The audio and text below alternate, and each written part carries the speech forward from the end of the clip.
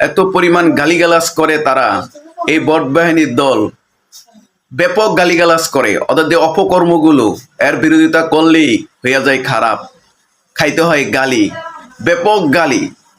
মানে ওদেরকে বিশেষ প্রশিক্ষণ দিয়ে আনা হয় উগান্ডার থেকে গালির উপরে। আমার মনে হয় ইসলাম ব্যাংকের টাকা অর্ধেক শেষ করে দিয়ে গালি গালাজের জন্য যে প্রশিক্ষণ দিতে যে ব্যয়বহুল খরচ, সেটা মনে হয় ইসলাম ব্যাংকের টাকা দিয়ে ওরা করে। তাহলে এত পরিমাণ গালিগালাজ করে বলার মতো না। ইসলামী আন্দোলন বাংলাদেশের আমির, নাইবে আমির, হেফাজত ইসলামের আমির, মানে জামাত শিবিরের বিরুদ্ধে যে কথা বলবে তার ছবি বিকৃতি করবে এআই দিয়ে, তাদের বিরুদ্ধে মিথ্যা অপপ্রচার ছড়াবে সোশ্যাল মিডিয়ায়, এবং তাদের তো বিশাল নেটওয়ার্ক সোশ্যাল মিডিয়ায়। মিথ্যা অপপ্রচার ছড়ানোর জন্য তাদের আনামে কুনামে অনেক ফেসবুক পেজ প্রোফাইল আছে।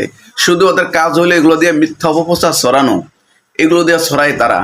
আর আপনি যদি তাদের বিরুদ্ধে ভিডিও করতে যান, প্রতিবাদ করতে যান, তাহলে আপনাকে গালিতে গালিতে এত পরিমাণ গালিগালাজ করে, মানে বলার মতো না, সেগুলো কথার মুখে আসে না। ইসলামী আন্দোলন বাংলাদেশের আমির, নাইবে আমির, হেফাজত ইসলামের আমিরের ছবি কি বিকৃতি করছে আপনারা দেখুন। এই ছবিগুলো দেখুন।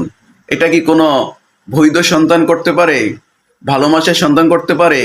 এগুলোর বিরুদ্ধে কথা বললেই আপনি হয়ে যাবেন জামাত বিরোধী, শিবির বিরোধী। আর ভাই, সঠিক কথা বলতে গেলে, সঠিক কাজ করতে গিয়ে যদি জামাত শিবির বিরোধী হইতে হয়, হলাম, তাও ভালো, কারণ ওদের পক্ষে হওয়া যাবে না।